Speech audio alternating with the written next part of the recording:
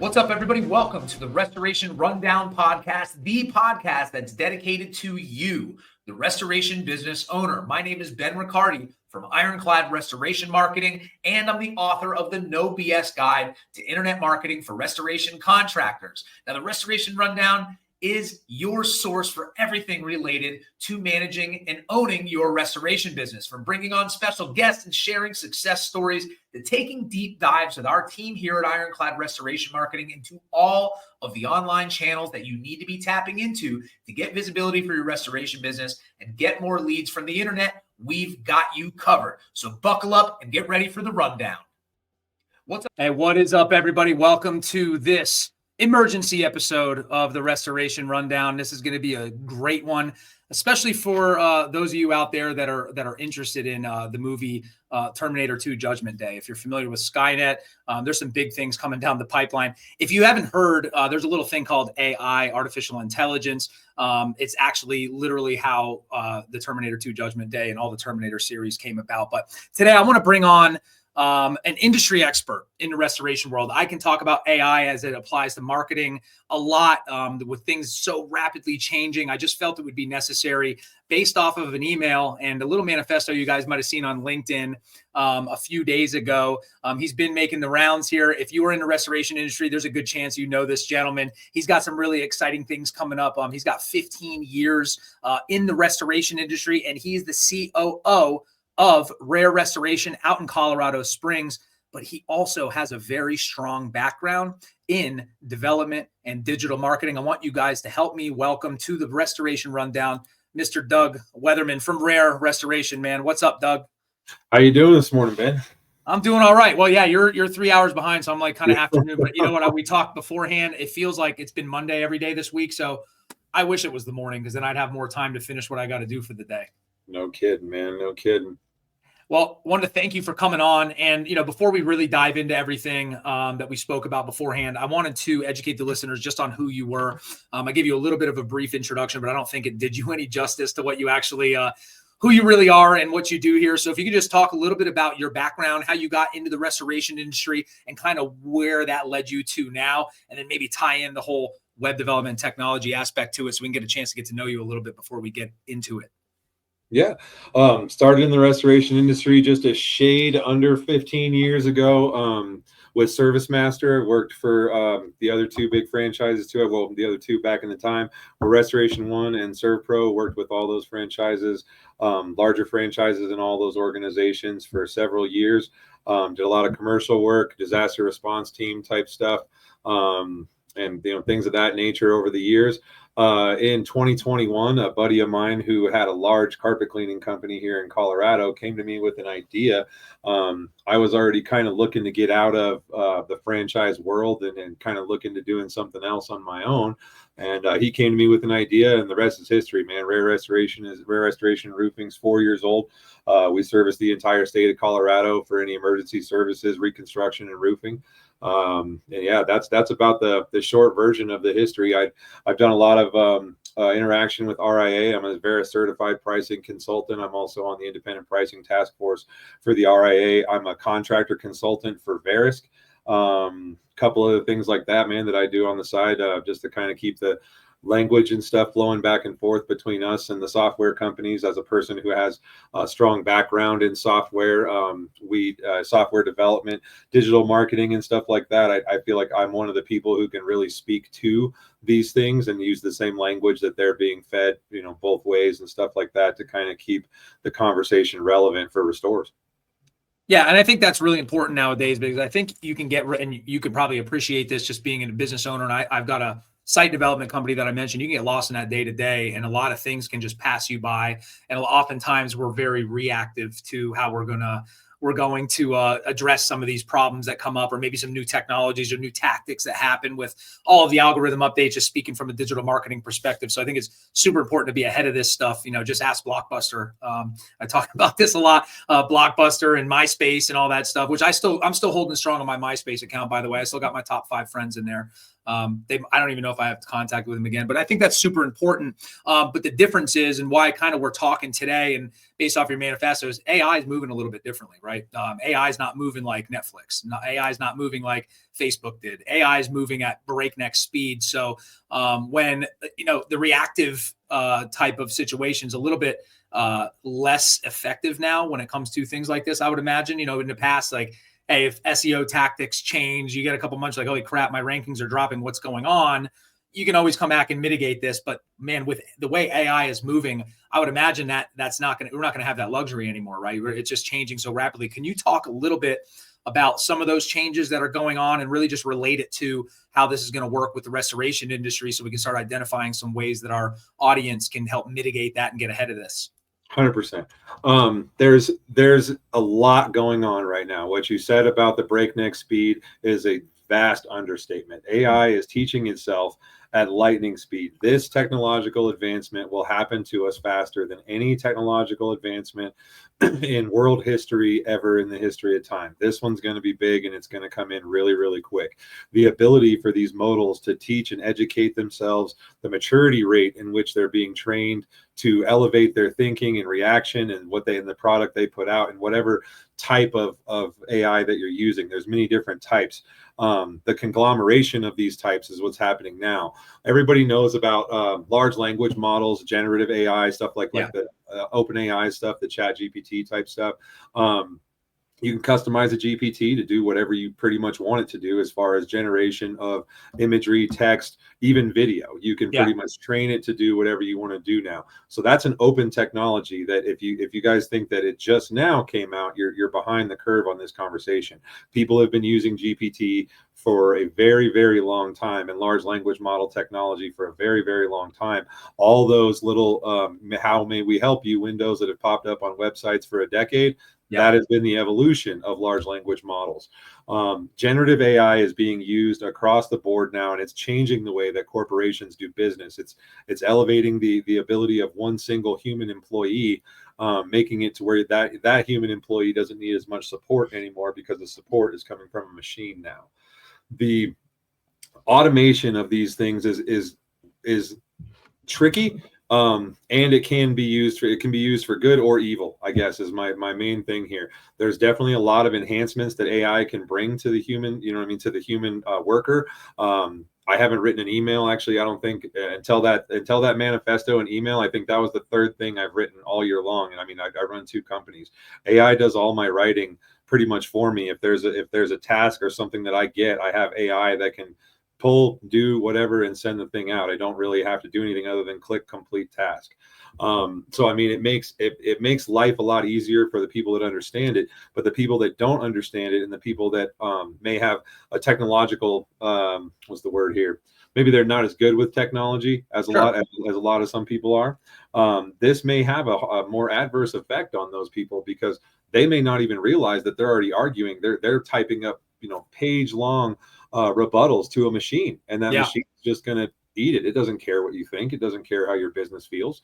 You know what I mean? It's there to produce the product, and what it's been taught to produce is not what we want as an industry. It's been taught to minimize costs, contain costs, and keep things down on every single claim that you see, no matter what the size, whether it's $1,000 little basement flood or multi-million-dollar hotel loss. They're being trained on how to contain these costs. Where there's duplications in software line item definitions, these AI are picking up on that, and they're making it to where you can only choose one of those line items to go for, without or wait for an adjuster to pick up this file, an actual human adjuster to pick up this file, so you can argue with them. That may be months due to the workload that they're experiencing. That may be months before they get around to, well, between the workload and constant vacations of adjusters, they do take some time to get back to folks. There's also, there's so many different models and different creation of modals out there. And the things that what I was talking about before with the conglomeration and combination of these things, this is what's the way it starts to get scary. You have CMMs, claim management models that are already out there. If you guys have noticed, you've been getting the same 12 responses to cost of doing business, or we don't pay for that. It ain't in the policy. If you guys have seen all those rebuttals, those are not coming from a human. Do you think that there's a human out there who even is taking the time to copy and paste their previous email? You're wrong.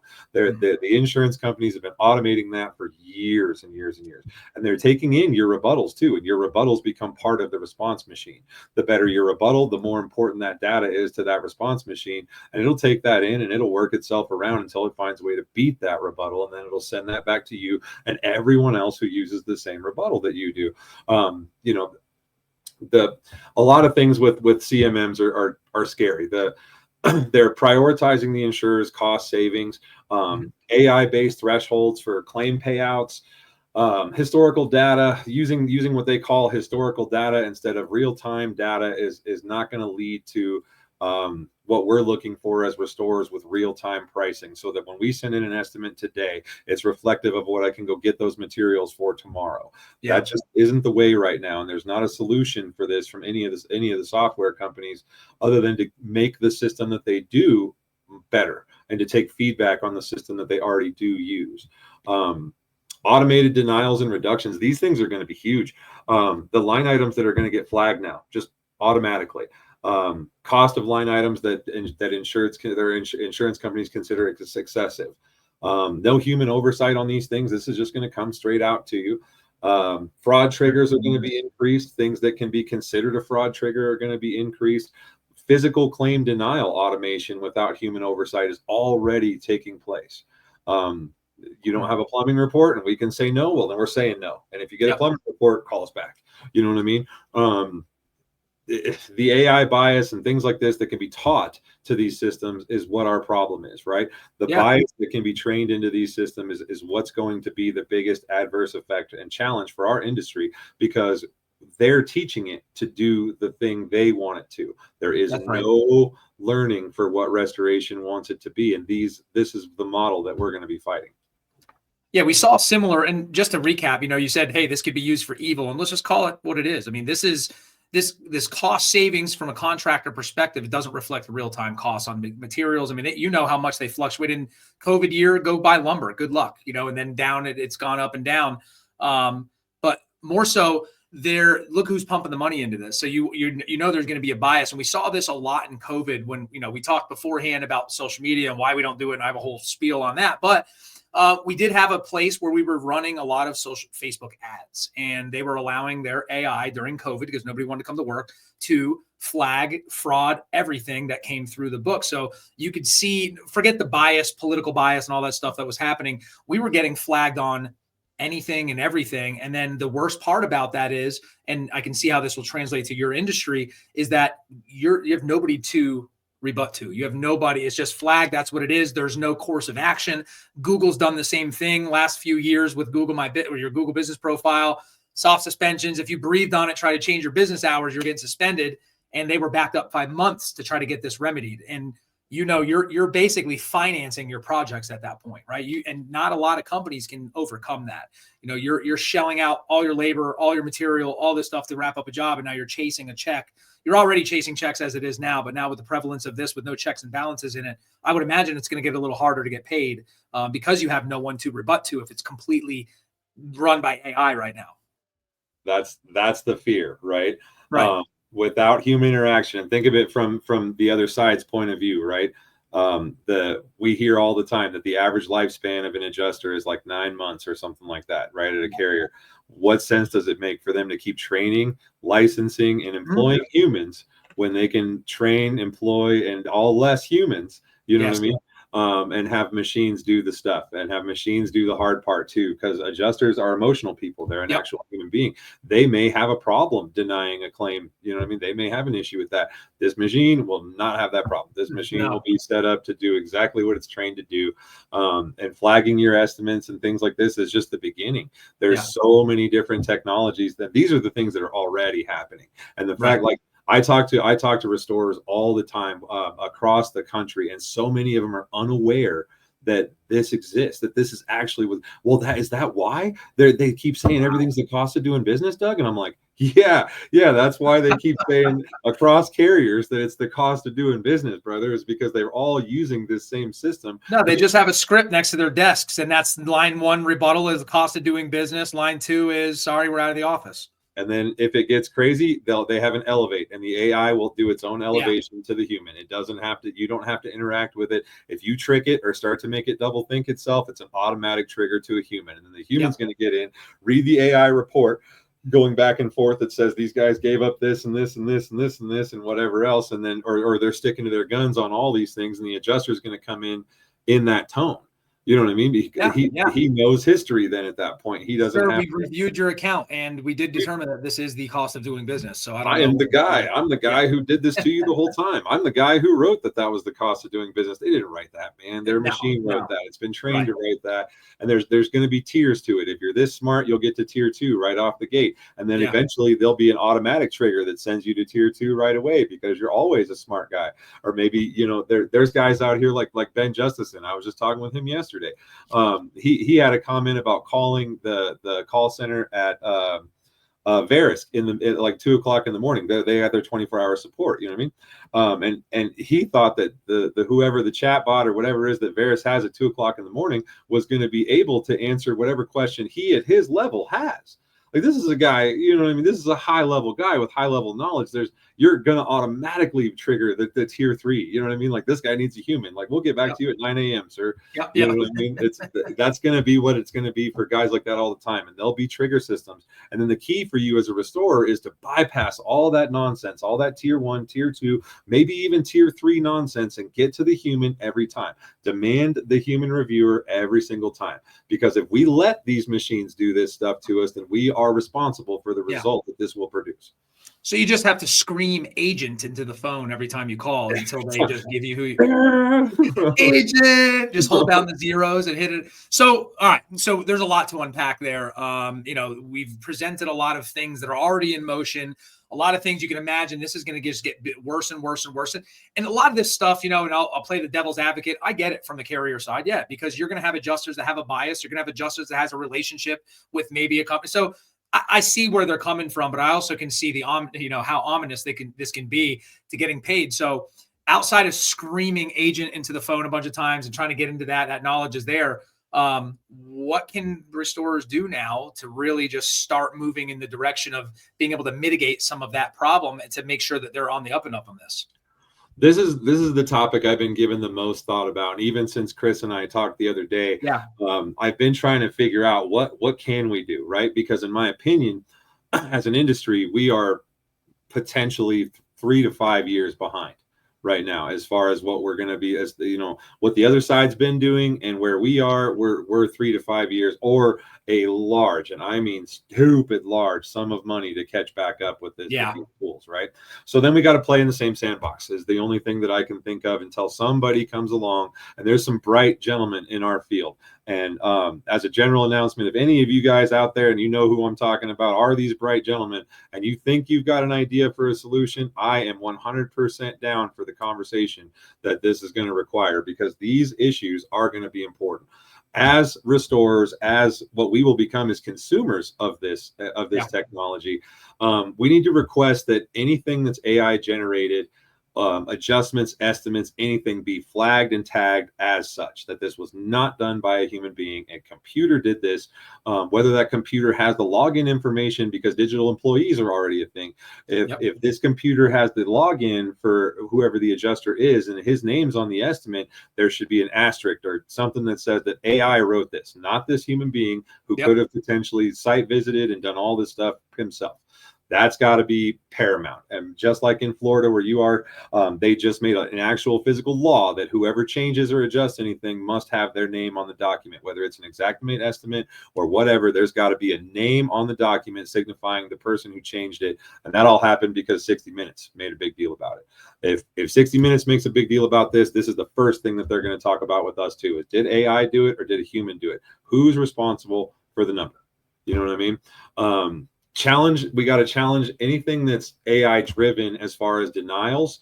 especially line item denials, non-payment denials, requesting the specific algorithm, data source, the historical data, precedent, anything that they used to come to that decision, anything that the AI used to come to that decision has to be part of the thing. And if it's not in the policy language, then we must demand, review, even appraisal at that point.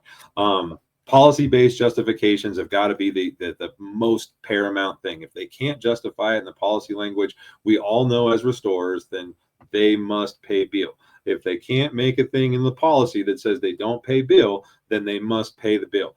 As long as it's justified, fair, reasonable, all the junk that they always quote to us, right? Human oversight is going to be a big deal.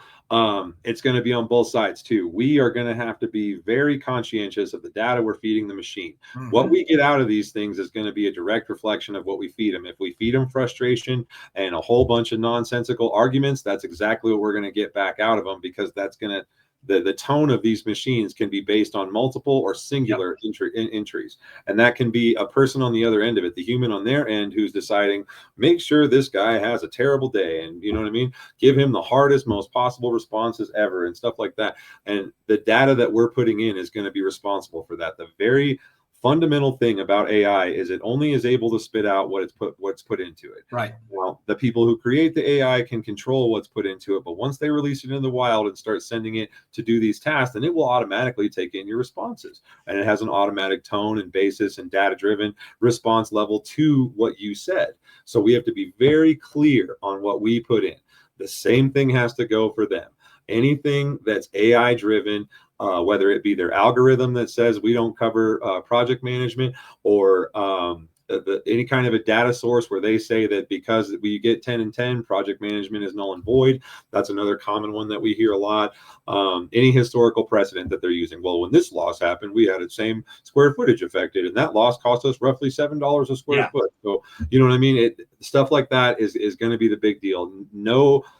Not paying attention to individual project needs is going to be the serious victim here. The AI is going to be so easy for adjusters to use, they're going to completely ignore their clients. And that's where the disconnect is going to become with them, I think. Education of policyholders, another strong topic here. Contractors should definitely still, if they're not, they should start. And if they are, they should still and reinforce empowering their insureds and advocating and teaching them how to advocate for themselves. Encourage everybody to request full documentation. If they know that they're getting an AI estimate, and ensure that they know that they have the ability to request the full claim documentation and dispute anything that AI produced for them. It's their house that has to go back together. We're the middleman, and we have to remember that a lot of the times in this relationship, we are still kind of the middleman. There's guys out there, well, I bill the clients, I only bill the clients. Well, great, man, you talk to an adjuster too. They call you too, brother. Stop pretending.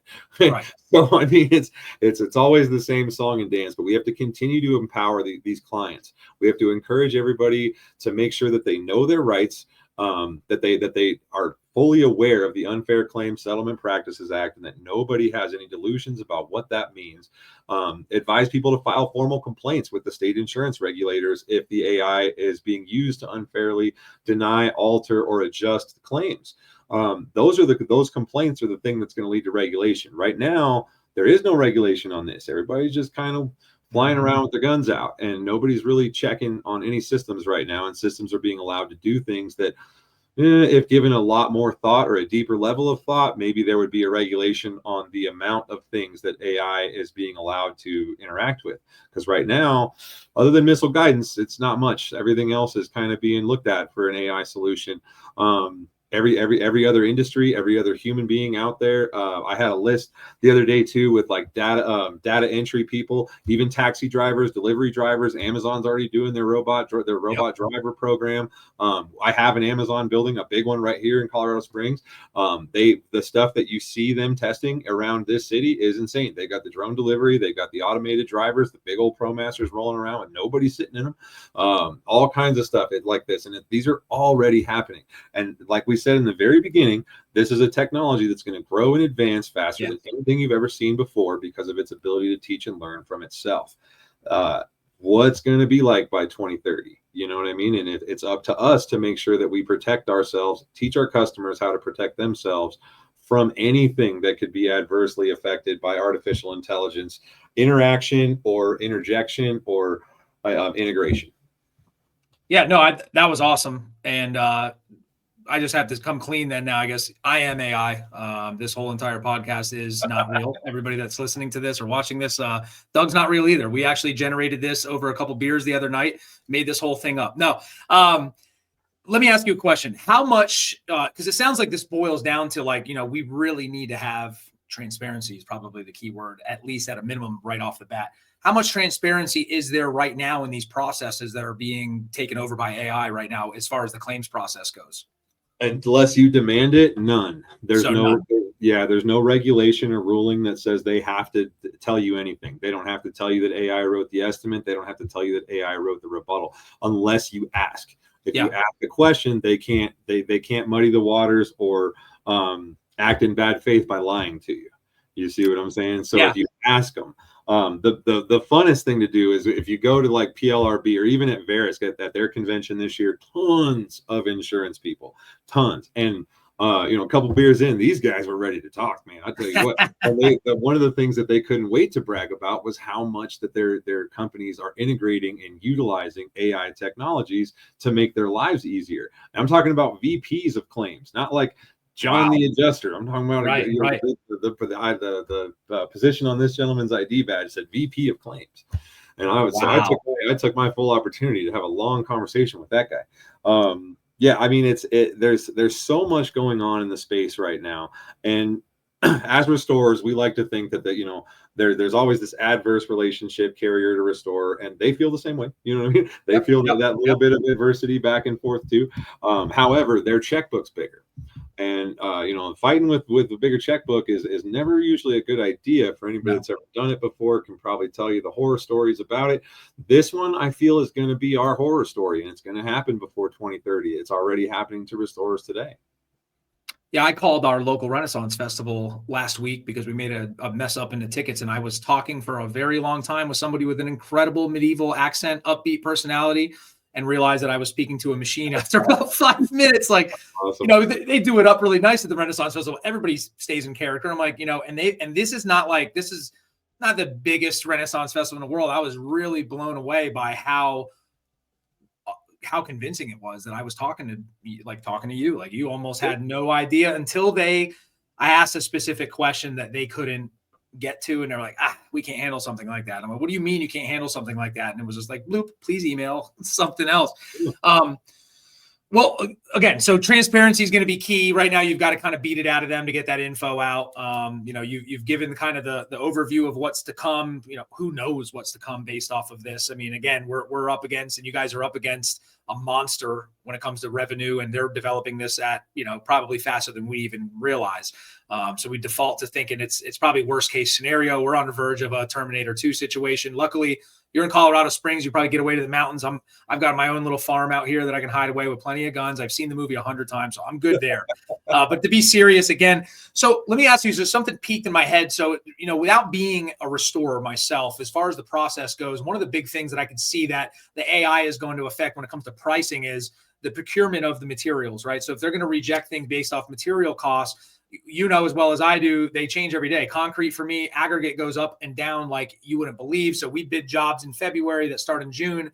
Aggregate's gone up 40% by that time, which affects asphalt, concrete, even our base rock and things like that. Are there any things in place right now to where we can kind of use the AI to our favor when we're going to, get an estimate on a job, where they're going to estimate these material costs for a specific region and a specific time and offer buffers in there that we can leverage or restorers can leverage right now? At the current time, there's not an AI tool. There is, so kind of full transparency, I am working on that exact same thing right now, and I intend to kind of show a 2.0 version of it. A couple people have already seen a version 1.0. I'm going to put out a 2.0 version of it to a few more people at RIA. My fear of the tool is that it can be used for good or evil based on its basis of it is, and I kind of. It's very important to the integrity of it to keep it in the right hands at this particular point in time, because if it were to fall into the wrong hands, hallucination of data is a big deal in AI. And so one user putting in data that they made up could throw the whole system off for the whole thing. And I'm not willing to risk that just yet. So we're far away from a public market on this thing. It is something that I'm working on, though. It is a tool that's out there. A lot of people are using material pricing. It's kind of a commonly known, I guess, in some circles, commonly known fact that Home Depot is kind of where Verisk gets the retail level for their pricing. So I mean, and that's good and bad. There's other suppliers out there that are cheaper for materials. Yeah. There's other ones that are significantly more expensive though too. Yeah. So I mean, it's kind of the flip of the coin there. The model that we have to follow as an industry is to price accordingly. Period. Whether you agree with Xactimate pricing and you use it, or whether you change Xactimate pricing as you're allowed to, given the EULA that Verisk just changed for us again last year. You're allowed to do that, and carriers are not allowed to stop you from doing that. So that's what contractors should do. But then it comes down to the integrity of the contractor too. There's guys out there that just push 40% more than Xactimate pricing. You're not right. You know what I mean? That's incorrect. You're price gouging at that point. And there's not a small number of contractors that do it. There's a large number of contractors that do it. There's third-party companies out there that tell you to do that, and that they'll go argue it for you and they'll get the money for you, but they won't tell you that you're ruining your relationship and reputation in your market with carriers. There's a lot of different things. When done correctly, custom pricing can be a very effective tool. You can not just, and if you're doing custom pricing and you're not reporting what you're seeing in differences back to Verisk, you're also shooting us in the foot. So if you're changing the price, then you have a justification for it, and you're not sending that information back to Verisk to try to get that price adjusted in your market, then you are shooting yourself and everyone else in your market in the foot. Stop doing that. They open themselves up to the feedback. They'll give you the ability to email them directly. And if you're right, you're right. They usually reach out to you and let you know, like, hey man, we see this too, and we wanted to get back with you and let you know that, we've taken a look and you're right, so influencing the change isn't that hard. It's doing it. It's actually following through and doing it. It's easy for us to stand up month after month, year after year, day after day, and complain about the carriers. If you guys think that it's going to get easier with this AI injection, you're drastically mistaken. And I encourage you to take a strong look at what's happening, and what's happening in the world around you, because it's going to be big. And if you're not on this boat, you're going to get ran over by it. And I mean that in the most literal sense of the word. Yeah, and again, we'll play the devil's advocate. There's a reason that these things are being implemented in insurance. Florida is crazy because people are taking advantage of it. We see it in the medical industry. We see it all over the place that, I guess it's they're trying to self-correct, getting denied. So they're going to dump an extra 40% on it, try to settle down with what the actual costs were actually going to be. So I think at the end of the day, it's going to take transparency on both sides. And it's going to take the right people coming to the table and saying, we need to regulate this in the right way. It's the Wild West right now. But I think it presents a great opportunity, right? It kind of resets that mentality with everybody, and it's going to get this, hopefully get the ship righted. And so people can avoid getting run over, because I think this is a very in most cases. And I think you mentioned this towards the beginning, that, we're talking to contractors, right? Not all, I'd say the majority of contractors, I myself being one, I'm an outlier in that regard, but they're not technically savvy. They're really good at what they do. They do their work. They're going to be the ones bitching about the denials and the AI and the computers getting over. But at some point, that complaining is just going to get silenced, because you're going to be gone. You're not going to have any more work. You're not going to do that. And same thing goes for the guys that are puffing up these claims by 40% or 10%, even more higher than something that's fair. They're going to lose out too. So what's outside of transparency, as we kind of get towards the tail end of this, what is something that, something else that restorers that's actionable that we can take control of right now, besides maybe getting involved in some, groups or legislation, or getting involved in what you're doing to try to make this work? All of the above, and talk to your local contractors, talk to everybody in your market, make sure everybody is paying attention. That's going to be the key here, is to make sure that everyone's watching around them and seeing what's happening. Another big thing that we definitely need to pay attention to is the third-party reviews. Third-party review companies, I'm not going to sit here and spit names out all day, but there's third-party review companies out there that we all know about, that we all deal with all the time. these systems are now a large proponent and user of artificial intelligence. It is allowing them to have less and less human people at the desks.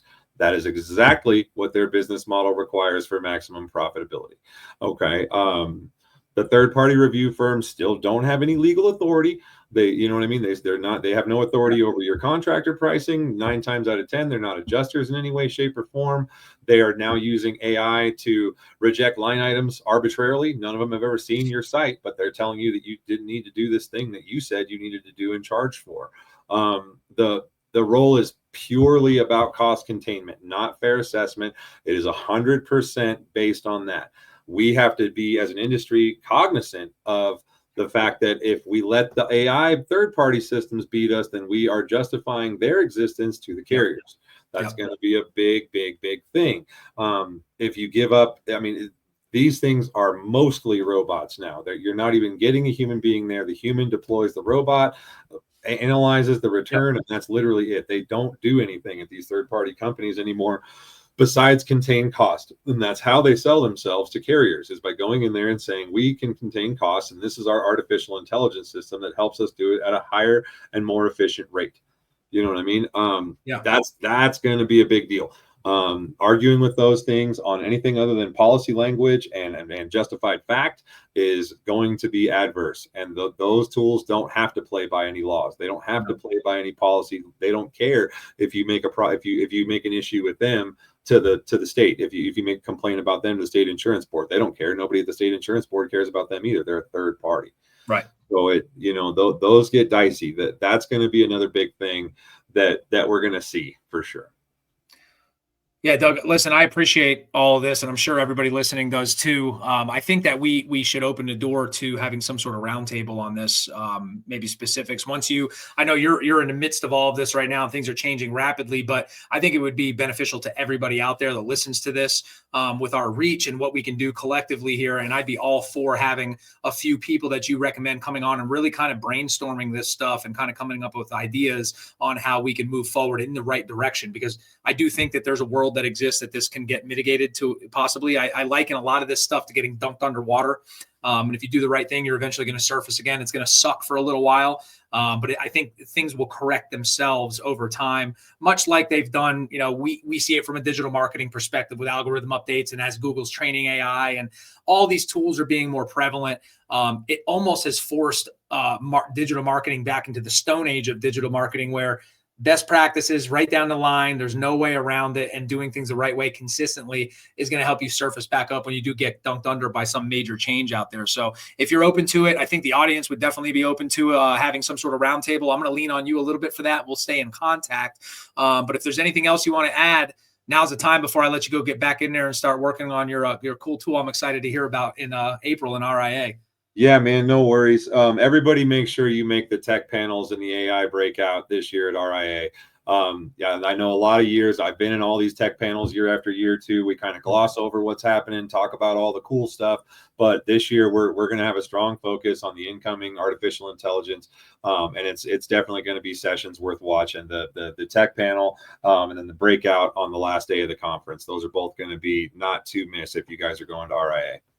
Yeah, definitely. RIA is right in our backyard. Ironclad Restoration Marketing team will be there hanging out. I will be making sure I'm sitting into these tech panels and kind of collaborating with everybody.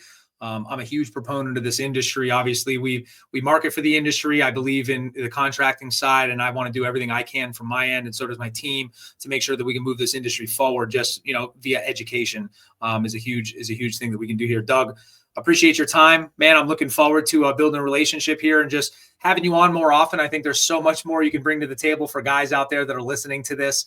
Our tens of listeners here at the podcast. But I think there's a ton of information that you can bring to the table, and I'm looking forward to continue to have you on, man. We'll see you in April, if anything.